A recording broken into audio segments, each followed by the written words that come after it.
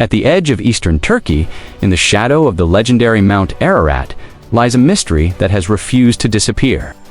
For centuries, the story of Noah's Ark has been told as myth, theology, or distant legend. But what if the truth behind the flood is rooted in real events?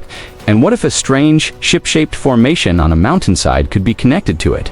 Today, we explore the long, twisting history of the Durupınar Formation, an enigmatic place where ancient storytelling, scientific investigation, and decades of controversy collide.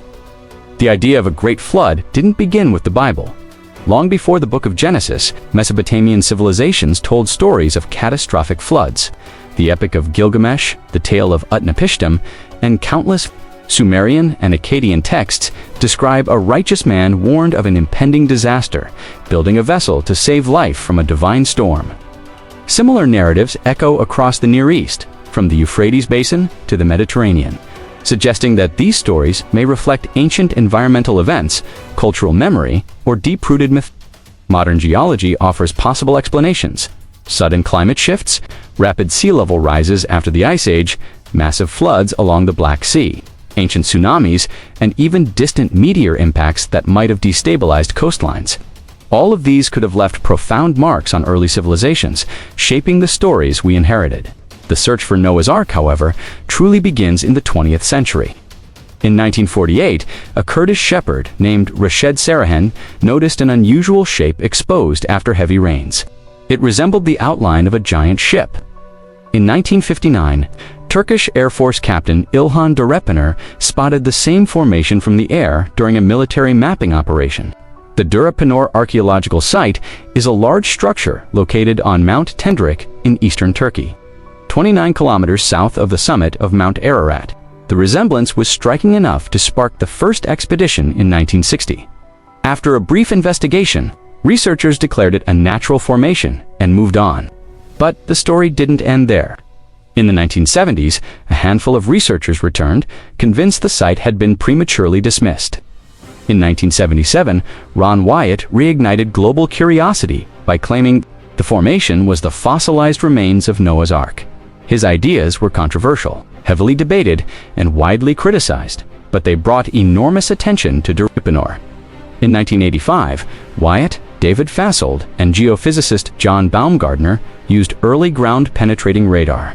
Their scans revealed patterns that some interpreted as internal chambers and deck-like structures. Supporters saw this as compelling evidence.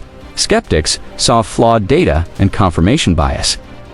For decades, scientists, explorers, pilgrims, and tourists debated the site. Some claimed petrified wood, others denied it.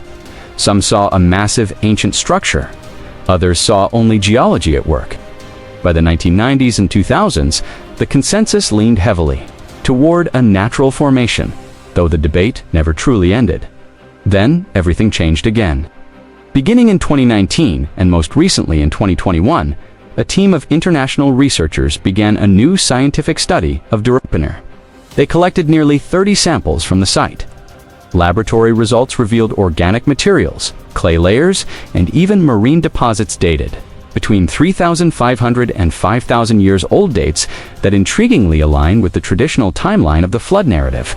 New radar scans uncovered rectangular patterns, multiple layers, and linear shapes beneath the surface.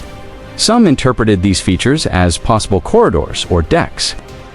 Others argued they were natural geological formations.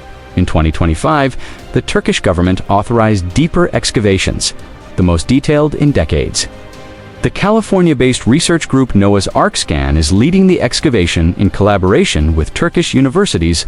The goal is to determine whether the discovered underground structures are of natural origin or the result of human intervention. The Durupınar Formation sits at the intersection of science, faith, and human memory. It may be a natural structure shaped by erosion. It may be an ancient human-made site lost to time. Or it may carry echoes of a much older story that became the legendary Ark. Whatever the truth, the formation challenges our understanding of the past. It forces us to consider whether great myths emerge from pure imagination, or whether they grow from fragments of real events that time has nearly erased. The flood narrative Noah, the vessel, the survival of life, captures something universal: the hope of renewal after catastrophe. Whether geology, legend, or a blend of both, the story endures because humanity has always sought meaning in the forces that shape our world. Durupınar remains silent and immovable, holding its secrets beneath layers of rock and soil. And as new studies continue, the mystery grows deeper, inviting us to look again at one of the oldest stories we have and question how much of it might still be true.